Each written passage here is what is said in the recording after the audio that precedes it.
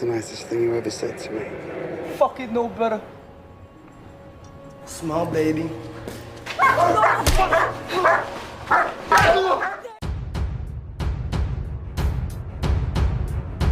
Halo semuanya, gimana kabar kalian hari ini? Semoga kalian tetap sehat dimanapun kalian berada. Film ini mengisahkan tentang Erica Bain, seorang penyiar radio yang hidupnya berubah setelah ia dan tunangannya menjadi korban pengeroyokan. Ketika para pelaku tidak kunjung ditemukan, Erica mulai kehilangan kepercayaan kepada hukum dan polisi.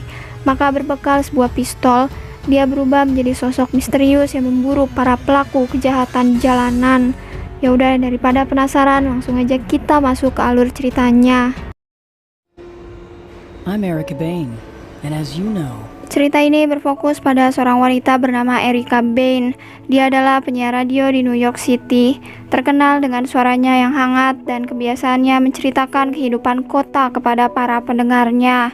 Melalui acara radionya, Erica menggambarkan New York sebagai kota yang hidup, dengan kisah-kisah sederhana yang membuat kota itu tampak sangat menyenangkan. Di luar pekerjaan, Erica sudah bertunangan dengan seorang pria yang berprofesi sebagai dokter.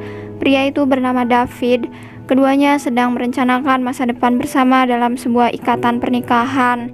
Namun ternyata rencana yang sudah mereka bangun tidak berjalan dengan mulus.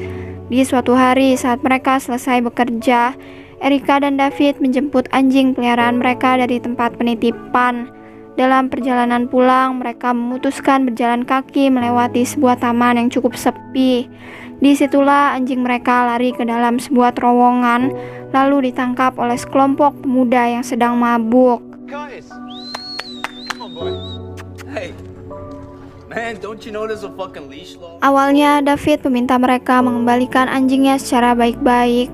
Namun, kumpulan pria itu justru menjadikan situasi tersebut sebagai alasan untuk memalaknya. Mereka menolak menyerahkan anjing itu kepadanya dan mulai mengganggu Erica dengan tindakan provokatif. David yang tidak terima akhirnya melayangkan pukulan lebih dulu untuk melindungi tunangannya. Sayangnya, tindakan yang dia lakukan justru berakhir pada sebuah petaka. Kelompok pria itu membalas dengan kekerasan yang jauh lebih brutal. Mereka tidak hanya memukul Erica, tapi juga mengeroyok David tanpa ampun, bahkan menghantam tubuhnya dengan pipa logam hingga tumbang bersimbah darah. Setelah peristiwa pengeroyokan tersebut, Erica dan David dilarikan ke rumah sakit dalam kondisi yang kritis. Tim medis berusaha melakukan segala cara untuk menyelamatkan nyawa keduanya, namun luka yang diderita oleh David terlalu parah. Tak lama setelah mendapatkan penanganan, David mengembuskan napas terakhirnya, meninggalkan Erica dan seluruh rencana masa depan yang telah mereka bangun. Sementara itu, Erica mengalami cedera serius hingga harus berjuang di antara hidup dan mati. Dia terbaring koma selama berminggu-minggu, tanpa tahu bahwa pria yang dicintainya telah pergi untuk selamanya. 3 minggu kemudian, Erica akhirnya membuka mata setelah lama terbaring koma. Namun saat sadar, dia mendapati dunianya telah berubah sepenuhnya. Tunangannya telah pergi untuk selamanya, menyisakan duka mendalam dan rasa trauma yang terus menghantui. Saat itu juga pihak kepolisian langsung menangani kasusnya, meminta keterangan kepadanya mengenai malam naas tersebut.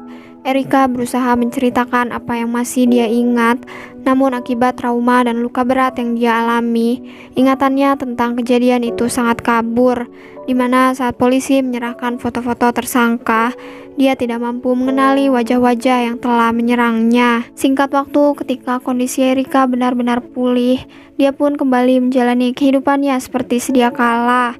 Namun tragedi yang merenggut David telah mengubah dirinya selamanya.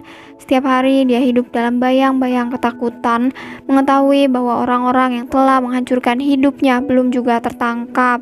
Untuk itulah dia bertanya mengenai kelanjutan kasusnya, berharap polisi segera menemukan titik terang. Tapi kenyataannya polisi tidak memiliki banyak informasi, bahkan respon yang mereka berikan terasa bertele-tele tanpa kepastian. Hal tersebut membuat Erica memutuskan mencari cara untuk melindungi dirinya sendiri. Dia pun mendatangi sebuah toko senjata dengan tujuan membeli pistol secara legal. Tapi di sana dia diberitahu bahwa proses kepemilikan senjata memerlukan berbagai persyaratan, termasuk masa tunggu sekitar 30 hari sebelum izin diterbitkan. Bagi Erika, 1 bulan terasa terlalu lama hingga dia batal membeli di sana. Untungnya bertepatan saat dia keluar dari toko, seorang pria misterius menghampirinya, lalu menawarkan sebuah pistol seharga $1.000 yang bisa langsung dia beli tanpa melalui proses perizinan yang panjang. Dalam kondisi putus asa dan masih dihantui rasa trauma, Erika memutuskan menerima tawaran tersebut. Erika diajari cara memegang pistol dengan benar, memahami fungsi setiap bagiannya, hingga cara membidik sasaran. Dan meskipun awalnya terlihat cukup gugup, perlahan dia mulai memahami cara kerja senjata tersebut. Maka untuk pertama kali sejak tragedi yang menimpanya, Erika memiliki sebuah pistol di tangannya. Tepat pada malam hari sepulang bekerja, Erika mampir ke sebuah minimarket untuk membeli minuman. Di sanalah dia tanpa sengaja menyaksikan pertengkaran antara seorang kasir wanita dengan pria yang diduga merupakan suaminya. Awalnya pertikaian itu hanya berupa adu mulut, namun tanpa peringatan pria itu mengeluarkan sebuah pistol dan melakukan penembakan dari jarak dekat. Melihat kejadian tersebut, Erika cepat-cepat bersembunyi di balik deretan rak. Namun situasi berubah kacau saat ponselnya berbunyi, hingga pelaku mulai curiga ada saksi lain di dalam toko. Sambil menenteng senjatanya, pria itu berjalan menyusuri lorong demi lorong untuk mencari sumber suara. Disitulah Erika bergerak mencari posisi yang lebih aman. Lalu saat pelaku berada dalam jarak yang cukup dekat, ia memberanikan diri mengangkat pistol yang baru dia beli. Erika menarik pelatuknya 1 kali, lalu disusul tembakan kedua dan ketiga yang membuat pria itu roboh tak berdaya. Tak lupa dia mengambil salinan file CCTV dan memastikan bahwa dia tidak meninggalkan jejak apapun.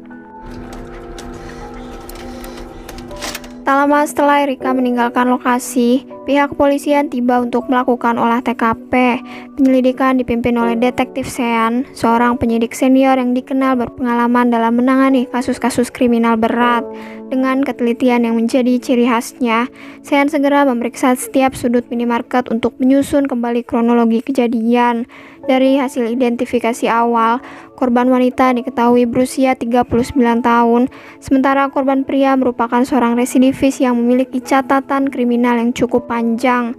Polisi kemudian mengamankan beberapa selongsong peluru yang ditemukan di sekitar tubuh korban pria. Dari situ mereka mendapat 2 kemungkinan bahwa penembak adalah rabun jauh atau memang merupakan seseorang yang amatir. Sementara itu, Erika masih dihantui oleh peristiwa penembakan yang terjadi di minimarket. Ia tidak pernah membayangkan bahwa di suatu hari, dirinya akan menjadi orang yang menarik pelatuk dan mengakhiri hidup seseorang. Namun alih-alih terus meratapi dan berdiam diri, Erika justru menyibukkan diri dengan pekerjaan. Dia membahas berbagai topik di radio, meskipun cara pandang terhadap kota telah berubah, bahwa tempat-tempat yang dulu dia anggap aman, kini terasa penuh ancaman. Seiring waktu berjalan, Erika mulai menjalani kehidupan normalnya. Dia kembali bekerja seperti biasa dan melakukan rutinitas yang sama setiap harinya. Meski sesekali dia takut identitasnya akan terungkap, pada kenyataannya polisi belum menemukan petunjuk yang mengarah bahwa dialah pelakunya. Hingga di suatu malam saat pulang bekerja, Erika menyaksikan 2 pemuda berandalan berbuat onar di kereta. Hal tersebut membuat 3 orang penumpang turun, menyisakan hanya Erika sendirian. Seketika pemuda itu mendekat ke arahnya, lalu mengeluarkan sebilah belati dengan niat yang jelas-jelas berbahaya. Maka tanpa ragu lagi dia membela diri dengan melepaskan tembakan ke arah keduanya.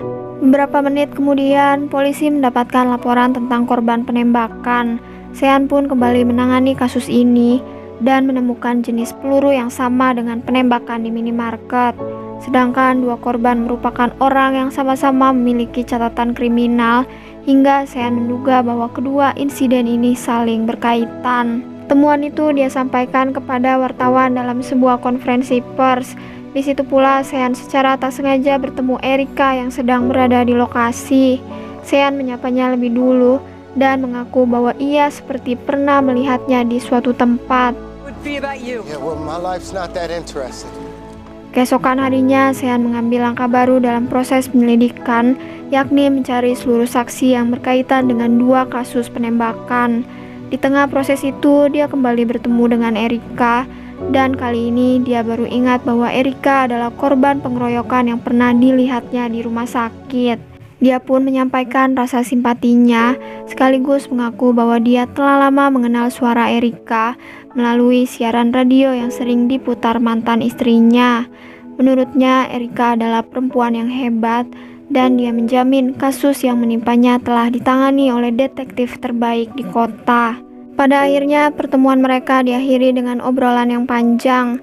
Erika meminta izin wawancara untuk program radionya, dan Sean pun menyanggupi dengan bercerita mengenai kasus yang dia tangani selama bertahun-tahun, melibatkan sosok orang yang kebal hukum dan memiliki pengaruh besar dalam aktivitas ilegal. Asshole and the subway shooter doesn't act up question, man. It's a fair question. Adegan kembali berfokus pada Erika saat dia pulang kerja melewati jalan sepi. Semenjak tragedi pengeroyokan yang menimpanya, dia jadi memiliki kebiasaan baru yang cukup aneh. Alih-alih memilih rute tercepat menuju ke rumah, dia justru melewati kawasan yang belum pernah dia lewati sebelumnya. Disitulah perhatiannya tertuju pada sebuah mobil yang terparkir di pinggir jalan.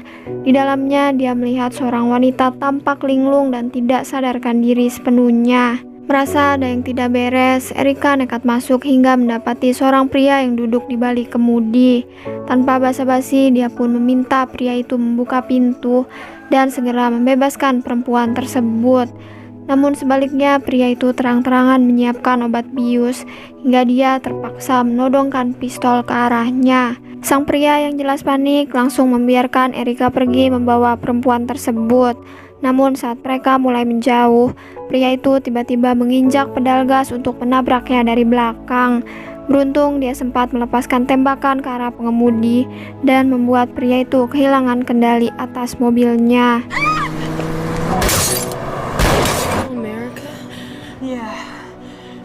Sesaat kemudian, kasus ini kembali membuat publik heboh.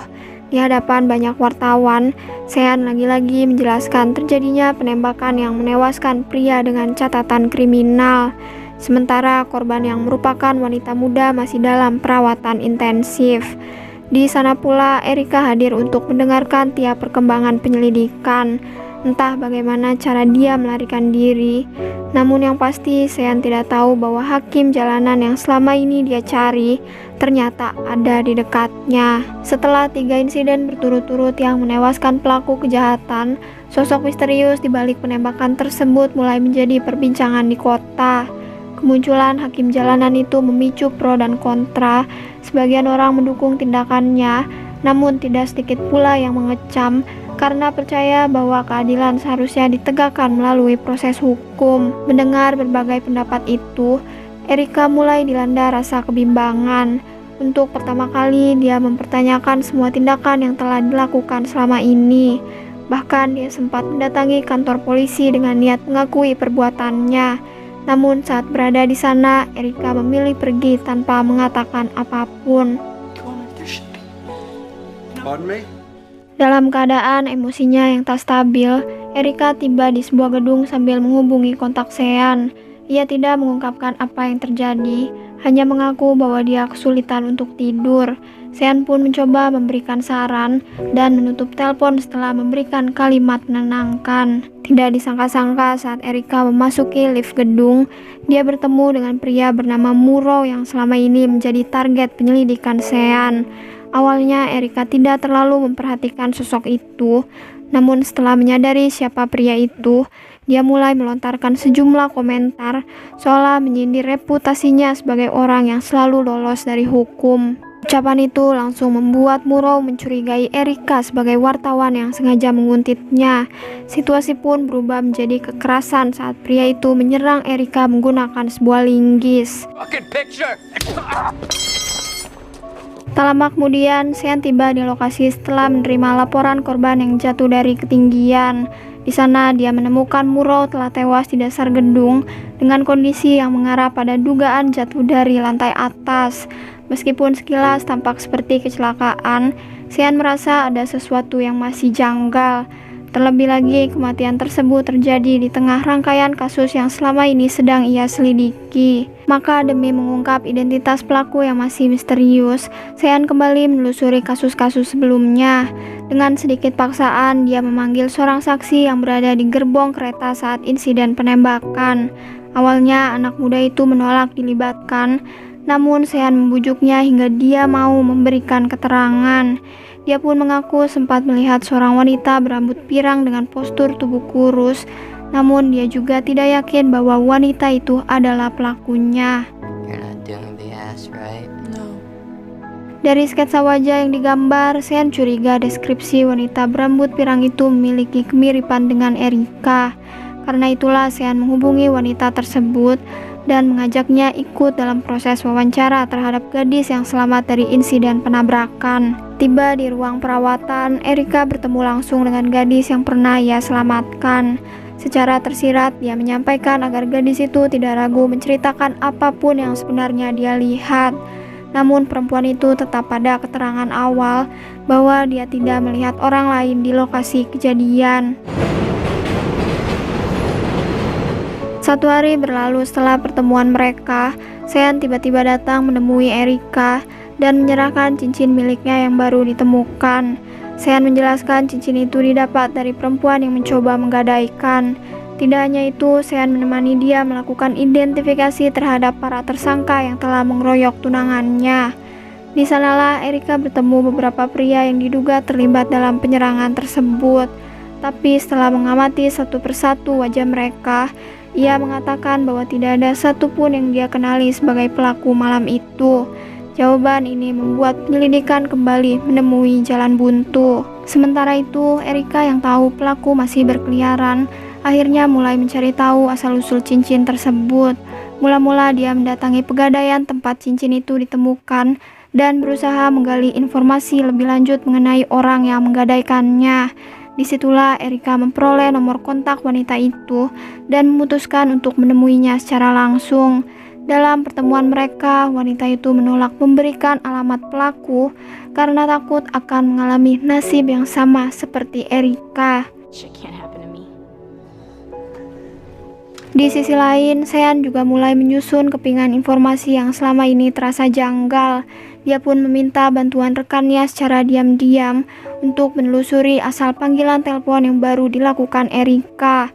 Dari hasil pelacakan tersebut, Sean mengetahui bahwa Erika berada di gedung yang sama dengan Murrow di waktu saat Erika menelponnya tengah malam. Ketika Erika merasa semua usahanya berakhir sia-sia, sebuah pesan tak terduga masuk ke ponselnya. Pesan itu berasal dari wanita yang sebelumnya menolak bekerja sama dengannya.